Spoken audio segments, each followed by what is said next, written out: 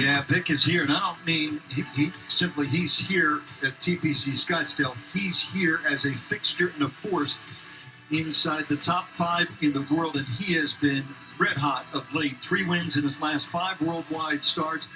More recently, coming off a win in the desert that was in the Middle East when Rory faded late and Vic won in a playoff. Here he is at number 3 in the world. All right, partner, I want full-on swing geek here, and I know you can give me that the way Scottsdale gives us noise. What's the level of respect that Viktor Hovland has within the instructional world, and why does he have it? Look, if ball striking, I mean, talking about hitting it right out of the meat of the face, or martial arts, he'd be Bruce Lee. Wow. Teachers look at his golf swing the way tourists look at the Mona Lisa in the Louvre.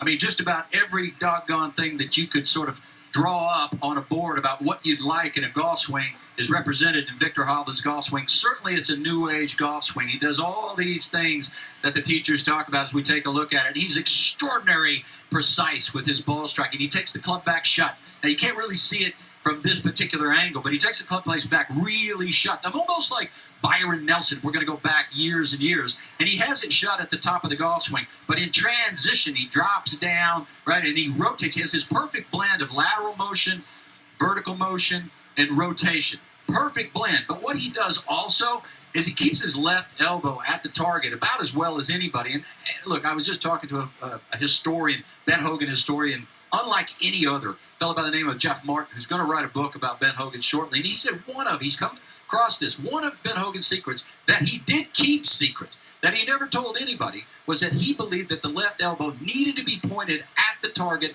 at impact. That's going to come out in his book. But again, when you start to look at players today, the best ball strikers tend to have their left elbow pointed at the target and the left arm broken just a little bit. Why that helps is because it inhibits the ability to rotate the face. If your elbow's like this and it's broken, you're going to release like this, which keeps the club face very, very square. Even amongst the players out here that have little face rotation, as little as anybody, the club face still turns over a little bit such that it's a little bit off their spine angle at this point in the golf swing.